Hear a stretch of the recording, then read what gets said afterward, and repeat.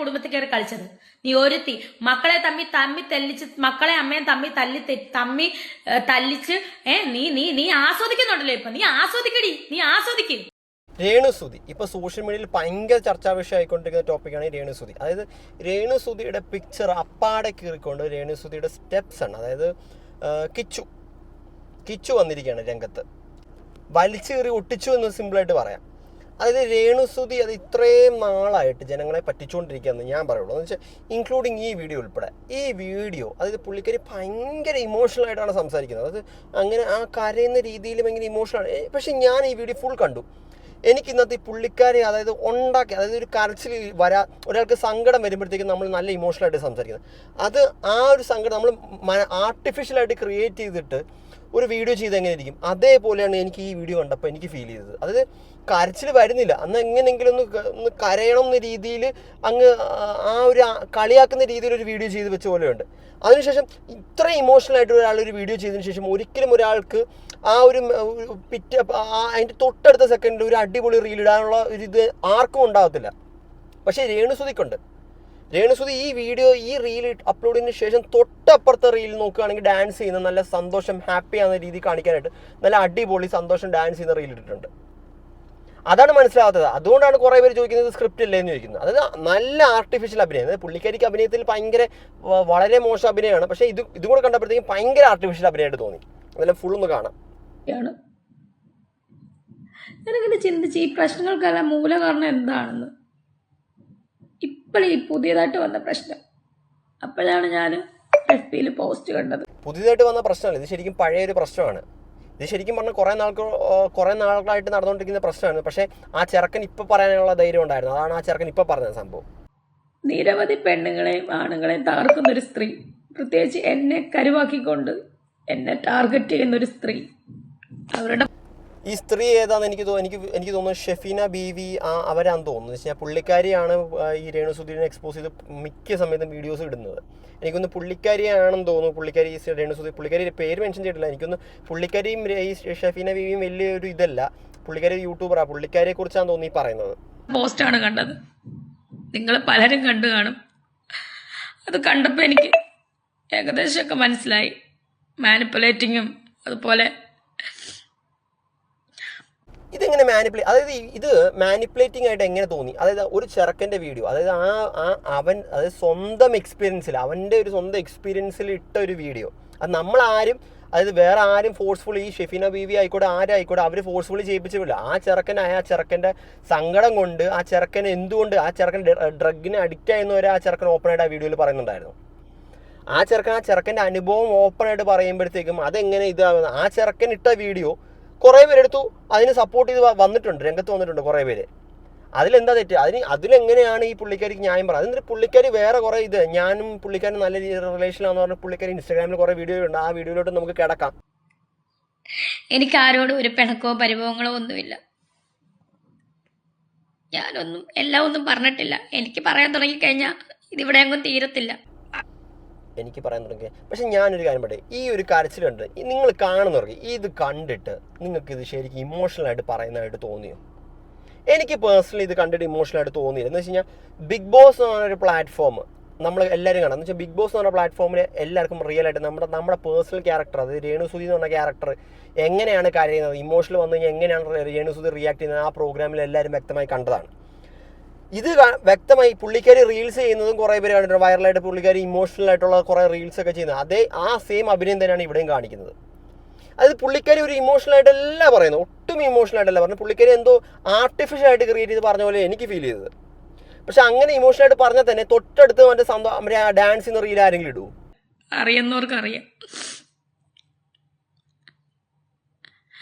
ഞാൻ ഒരുപാട് അനുഭവിച്ചിട്ട് തന്നെയാണ് ഇവിടെ നിൽക്കുന്നതും, ചേട്ടനുള്ളപ്പോഴും ചേട്ടൻ മരിച്ചപ്പോഴും എല്ലാം. പക്ഷെ ഇതൊന്നും ഞാനും ആരോടും പറഞ്ഞിട്ടില്ല. എല്ലാവർക്കും എൻ്റെ കുറ്റം കാണാനും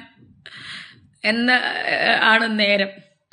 ഈ രേണുസുധീനെ കുറ്റപ്പെടുത്തി എന്ന് പുള്ളിപ്പേര് എന്തുകൊണ്ടാണ് എന്നെ കുറ്റപ്പെടുത്തി ഓരോ കാര്യങ്ങൾ ചെയ്യുന്നതെന്ന് പറയും. ഞാൻ രേണുസുധിയുടെ വീഡിയോ നേരത്തെ ചെയ്തിട്ടുണ്ട്. പക്ഷേ ആ സമയത്തൊക്കെ രേണുസുധി ഞാൻ ചില രീതിയിൽ സപ്പോർട്ട് ചെയ്തിട്ടുണ്ട്. പുള്ളിക്കാരി സബ്സ്ക്രിപ്ഷൻ തുടങ്ങിയപ്പോഴത്തേക്കും പുള്ളിക്കാരിക്ക് നല്ല രീതിയിൽ നെഗറ്റീവ് ഇട്ടിട്ടുണ്ട്.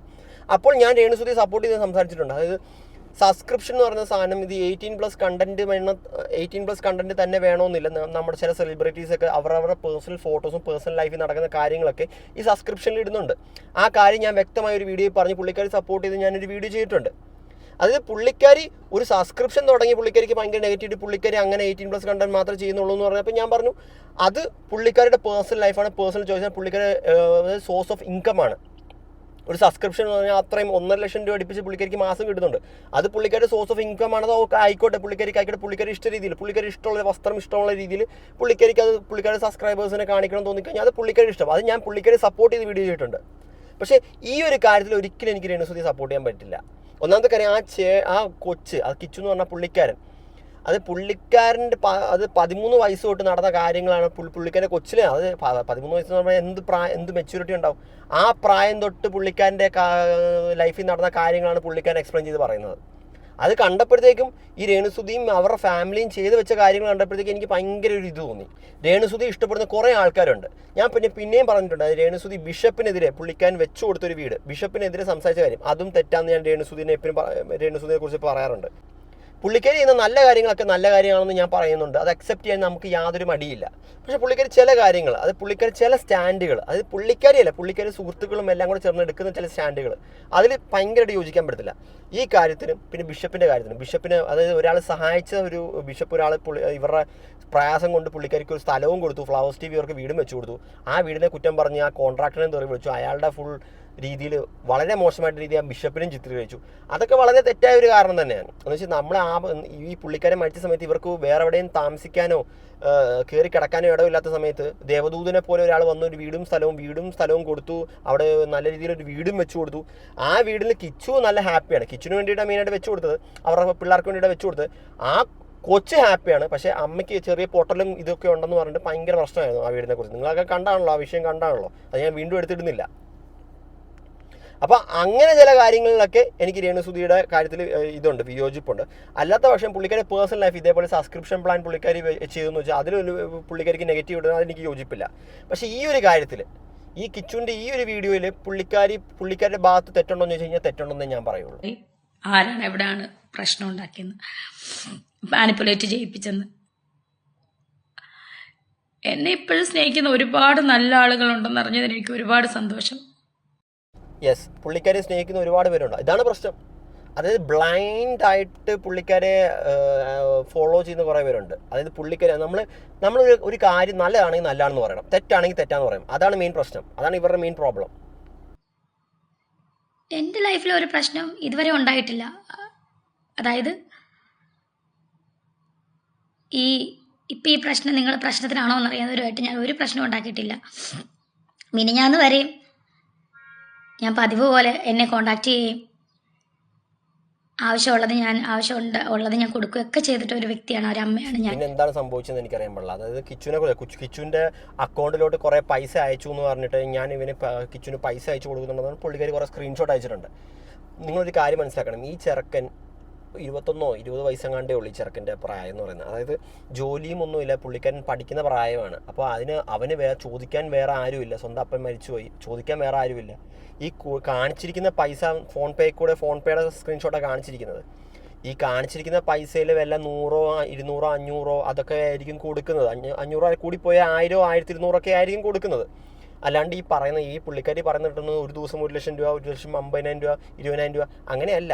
അതായത് ഈ ചെറിയ പൈസ, അത് ചോദിക്കാൻ വേറെ ആരുമില്ല, അവരുടെ ഒരു എന്തെങ്കിലും പോക്കറ്റ് മണി പോലെ രീതിയിലായിരിക്കും ഇവൻ അയച്ചു കൊടുത്തത്.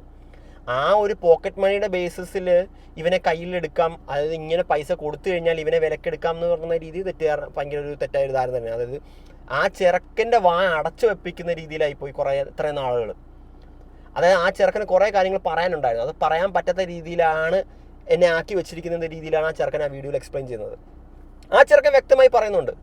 കിച്ചുവിൻ്റെ വീഡിയോ കണ്ടവർക്ക് അറിയാം. ആ ചെറുക്കൻ വ്യക്തമായി പറയുന്നുണ്ട് എന്തൊക്കെയാണ് സംഭവിച്ചത്. എൻ്റെ അച്ഛൻ മരിച്ചപ്പോഴത്തേക്കും ഫ്ലവേഴ്സ് TV 1.5 ലക്ഷം രൂപയുടെ ബില്ലാണ് കൊടുത്തത്. പക്ഷേ ഞാനും അതിൻ്റെ ഒരു ആളും കൂടെ ചേർന്ന് പോയി അവിടെ എല്ലാം എന്തൊക്കെയാണ് ചെയ്തതെന്ന് നോക്കി 88,000 രൂപ ആയിട്ടുള്ളൂ. പക്ഷേ 1.5 ലക്ഷം രൂപയുടെ ബില്ലാണ് കൊടുത്തത്.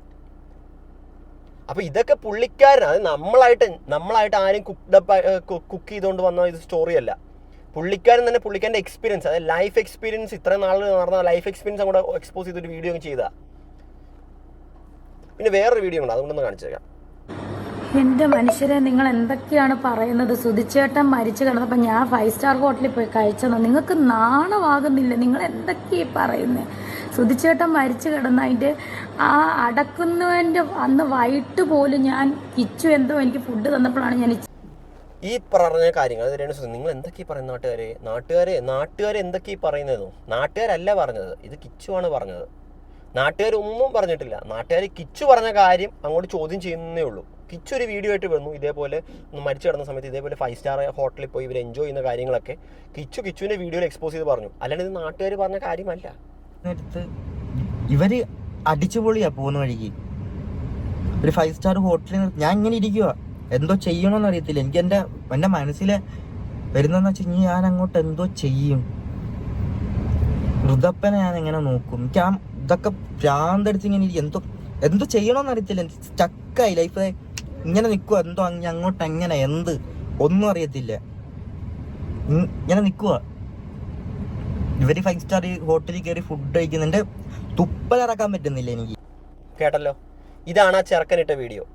ആ ചെറുക്കൻ പറയുന്നുണ്ട്, അതായത് ഇവരെന്തൊക്കെയാണ് കാണിച്ചു കൊടുത്തതെന്ന് ആ ചെറുക്കൻ വ്യക്തമായി ചോദിക്കുന്നുണ്ട്. ഈ ചെക്കൻ തന്നെയാണ് വീഡിയോയിൽ ഓരോ കാര്യങ്ങൾ എക്സ്പോസ് ചെയ്ത് പറഞ്ഞത്. അതാണ് രേണുസുതിക്ക് വലിയൊരു തിരിച്ചടിയായിട്ട് വന്നിരിക്കുന്നത്. പിന്നെ രേണുസുതി ഈ റീസെൻ്റ്ലി പോസ്റ്റ് ചെയ്ത്, അത് ജാങ്കോ സ്പേസ് ആണെന്ന് തോന്നുന്നു, അവരുടെ എങ്ങാണ്ട് ഒരു ഇന്റർവ്യൂ, പഴയ ഇന്റർവ്യൂ, അത് പുള്ളിക്കാരി വീണ്ടും റീപോസ്റ്റ് ചെയ്തിട്ടുണ്ട്. അതുകൂടെ ഒന്ന് കാണിച്ചു തരാം, ആ ക്ലിപ്പും കൂടെ ഒന്ന്. ഒരു മോഡേൺ വേഷമാണ് ചെയ്യുന്നത്, ഞാൻ അത് ചെയ്തോട്ടെ എന്നൊരു പെർമിഷൻ ചോദിച്ചു. എനിക്ക് അതിന് മുമ്പ് പറയണ്ട എന്തായിരിക്കും അവൻ പറയണമെന്നോ ഒന്നും പറയാം. ജസ്റ്റ് ഒന്ന് കോൾ ചെയ്തേ, മൈക്കിനോട് ചേർത്ത് വെച്ചാൽ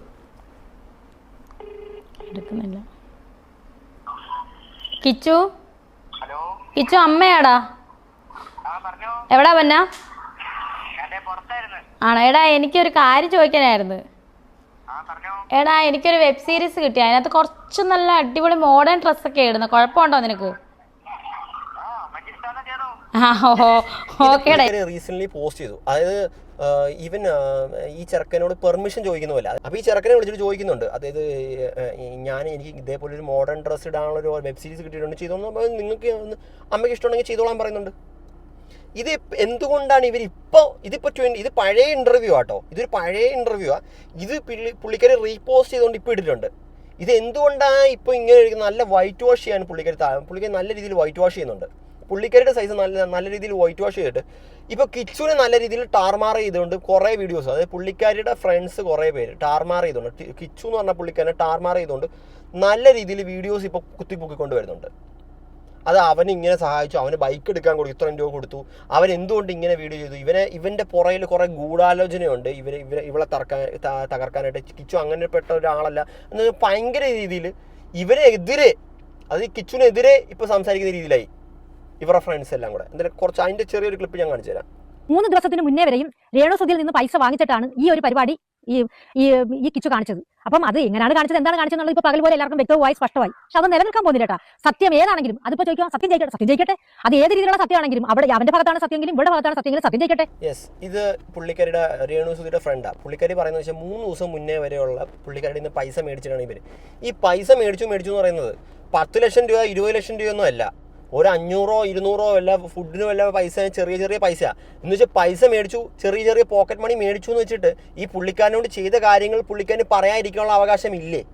എനിക്കതാണ് ചോദിക്കുക. പൈസ മേടിച്ചു എന്ന് വെച്ചാൽ പുള്ളിക്കാരൻ മിണ്ടാണ്ടിരിക്കണോ? ഇപ്പോൾ രേണുസുതിയുടെ കേസ് എടുത്തത്, രേണുസുതി എന്ന് പറഞ്ഞ പുള്ളിക്കാരിക്ക് വീടും ഈ സാധനങ്ങളൊക്കെ കിട്ടിയിട്ട് അച്ഛനെതിരെ പുള്ളിക്കാരിക്ക് സംസാരിക്കണം തോന്നിയപ്പോഴത്തേക്കും പുള്ളിക്കാരി അച്ഛനെതിരെ സംസാരിക്കാൻ പുള്ളിക്കാരിക്ക് പറ്റുമല്ലോ. അതായത് ലക്ഷക്കണക്കിന് രൂപയുടെ സ്ഥലവും ലക്ഷക്കണക്കിന് രൂപയുടെ വീടും വെച്ച് കൊടുത്തിട്ട് വീടിന് ചെറിയ പൊട്ടലും ഇതൊക്കെ ഉള്ളപ്പോഴത്തേക്കും രേണുസുതിക്ക് സംസാരിക്കാനുള്ള വോയിസ് ഉണ്ടല്ലോ, ഫ്രീ ആയിട്ട് കിട്ടിയ വീടിന്. അതായത് ഈ പുള്ളിക്കാരിക്ക് സംസാരിക്കാനുള്ള ഒരു ഇതുണ്ടല്ലോ, അത് അച്ഛനെതിരെയും മറ്റേ ഈ കോൺട്രാക്ടറിനെതിരെയും സംസാരിക്കാനുള്ള വോയിസ് പുള്ളിക്കാരിക്ക് രേണുസുതിനുണ്ടല്ലോ. അങ്ങനെ രേണുസുതിക്ക് അങ്ങനത്തെ പറയാനുള്ള വോയിസ് ഉണ്ടെങ്കിൽ എന്തുകൊണ്ട് കിച്ചുവിന് ഈ 200-300 കിട്ടിയിട്ട് പുള്ളിക്കാരന് എന്തുകൊണ്ട് പുള്ളിക്കാരൻ്റെ ലൈഫിൽ നടന്ന കാര്യങ്ങൾ പുറത്തോട്ട് വരാൻ ഒരു വീഡിയോ പോലെ ചെയ്യുന്ന വെച്ചാൽ ഇപ്പം എന്താ തെറ്റ്? അത്രേ എനിക്ക് ചോദിക്കാനുള്ളൂ. സത്യം തന്നെ ജയിക്കൂ. തൽക്കാലത്തേക്ക് ഒന്ന് മറച്ചു വയ്ക്കാൻ പറ്റും, എന്തിന്? സത്യത്തെ. പക്ഷെ അത് നെടുനാളും നിൽക്കില്ല. നാളെ ഇത് കണ്ടപ്പോൾ ഞാനും ഞെട്ടിപ്പോയി. ഇങ്ങനെ അവള് ഞാൻ ഇത് മാത്രമല്ല, ഞാൻ രേണുവിന്റെ വീട്ടിൽ ഒരു 3 പ്രാവശ്യത്തോളം പോയിട്ടുണ്ട്. 2 പ്രാവശ്യം പോയത് ബിഷപ്പിന്റെ കേസ് സംബന്ധിച്ചും, അല്ലാതെ ഒരു പ്രാവശ്യം പോയത് നമ്മുടെ വർക്കിനെ സംബന്ധിച്ചുമായിട്ട് 3 പ്രാവശ്യം ഞാൻ പോയിട്ടുണ്ട്. ഈ 3 പ്രാവശ്യം ഞങ്ങൾ അവിടെ ചെന്നിരിക്കുന്ന സമയത്ത്, ഒരു പ്രാവശ്യം ശ്രീതു ഉണ്ടായിരുന്നു, ചെന്നിരിക്കുന്ന സമയത്തൊക്കെ കിച്ചുവിന്റെ ഫോൺ വരും. അപ്പം തന്നെ രേണു ഫോൺ എടുക്കും. അമ്മ ചില്ലറ വല്ലതും ഉണ്ടാ, സ്പീക്കറിലായിരിക്കും, ഞങ്ങൾ കേൾക്കണമെന്ന് വിചാരിച്ചുകൊണ്ട് അവൾ സ്പീക്കറിൽ തന്നെ ഇടുന്നത്. അമ്മ ചില്ലറ വല്ലതും ഉണ്ട്, ഉണ്ട് ഇപ്പോൾ അയച്ചു തരാം. ഈ ടോക്കാണ് ഞാൻ കേട്ടിട്ടുള്ളത്. ഞാനത് വീഡിയോയിൽ കൊടുത്തേക്കാം. ലാസ്റ്റ് അവൾ അയച്ചിരിക്കുന്നത് 24-ാം തീയതി. ഇതിനകത്ത് ഇവർ തന്നെ പറയുന്നുണ്ട്, അതായത് അമ്മ ചില്ലറ വല്ലതും ഉണ്ടോ. അപ്പോൾ പറയുന്നത് ആ വീഡിയോയിൽ തന്നെ വ്യക്തമായി മനസ്സിലായി, ചെറിയ ചില്ലറ, അതായത് ജസ്റ്റ് പോക്കറ്റ് മണി വല്ല ഫുഡ് കഴിക്കാനോ വല്ല പെട്രോൾ അടിക്കാനോ വല്ല ഉള്ള ചില്ലറ എമൗണ്ട് ആയിരിക്കും അയച്ചു കൊടുത്തത്. ആ എമൗണ്ടാണ് പുള്ളിക്കാരി പറഞ്ഞത്. പൈസ കൊടുത്താൽ ഇതേപോലെ മിണ്ടാണ്ടിരിക്കണമെന്നാണോ പറയുന്നത്? അത് ഇവരുടെ രേണുസുധിയുടെ വലിയൊരു ക്ലോസ് ഫ്രണ്ടാണ് ഈ പുള്ളിക്കാരി. അത് ജസ്റ്റ് സിമ്പിളായിട്ടൊന്ന് ചോദിച്ചതേ ഉള്ളൂ. രേണുസുധിക്ക് ഇതേപോലെ പുള്ളിക്കാരിക്ക് നടന്ന കാര്യങ്ങൾ പുള്ളിക്കാരി ഓപ്പണായിട്ട് പറയാമെങ്കിൽ എന്തുകൊണ്ട് ഈ ചെറുക്കന് പറഞ്ഞുകൂടെ? അത്രേ ഉള്ളൂ. സത്യം ജയിക്കട്ടെ എന്ന് പുള്ളിക്കാരി പറയുന്നുമുണ്ട്. സത്യം ഇത് ആ വീഡിയോ കണ്ടവർക്ക് എല്ലാവർക്കും വ്യക്തമായി മനസ്സിലാവും ഇത് ആരുടെ ഭാഗത്തെ സത്യമെന്ന്. സിമ്പിളായിട്ടൊരു കോമൺ സെൻസ് യൂസ് ചെയ്താൽ മതി. പിന്നെ രേണുസുധി ഇട്ട വീഡിയോ, ആ വീഡിയോ കണ്ടു കഴിഞ്ഞാൽ ആ വീഡിയോ ഇപ്പോൾ പോട്ടെ, പുള്ളിക്കാരി ഇമോഷണലായിട്ട് ചെയ്ത, അങ്ങനെ ഇമോഷണലായിട്ട് ചെയ്ത ഒട്ടനെ തന്നെ ആരെങ്കിലും ഡാൻസ് ചെയ്യുന്ന വീഡിയോ ഇടും. പിന്നെ ഈ പുള്ളിക്കാരി മെയിനായിട്ട് പറയുന്നത് പൈസ വഴി. രേണുസുധിയും പറയുന്നത് പൈസ.